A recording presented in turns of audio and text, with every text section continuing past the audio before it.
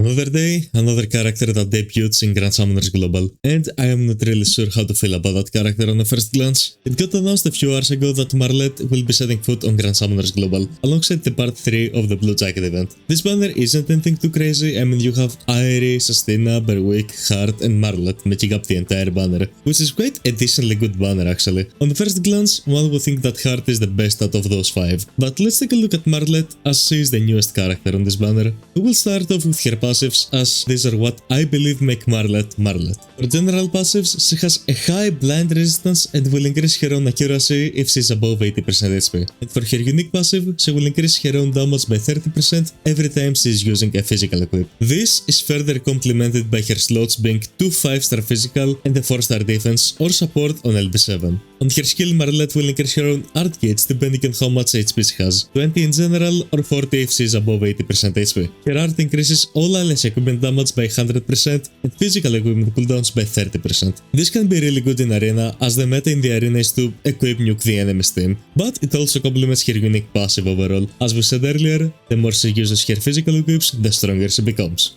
On her true art, Marlet reduces the enemy's light resistance by 80% and their evasion rate by 40%. That one is quite okay. It's a pretty standard true art, nothing too special about it. Finally, on her super art, Marlet will increase the physical damage of all allies depending on how much HP she has, with a maximum of 200%. This is the same as Target Lisa's super art, although a bit weaker on the damage it gives, it does make up for it by giving 30 art gauge to the entire team. Her true equip is something you probably wanna pick up. This bad boy will reduce the enemy's physical resistance by stacking 15% for 15 seconds. And it will also increase the user's art gauge by 10 if the user is a light unit. It also gives some extra damage during break, and when it is equipped by Marlet, she will get a 50% boost on her attack and skill city. I took some time between writing the script to get a better idea of her kit, and let it grow on me to give a more proper answer on if you should summon her or not. Because initially she was going to be a big skip for me, but the more I thought about it, the more I kinda like her. If I had to name 2 negatives about her, then that would be that she doesn't Argent for the team, aside from the burst Argent on her super art, and she's somewhat equipment dependent, but then again, who isn't?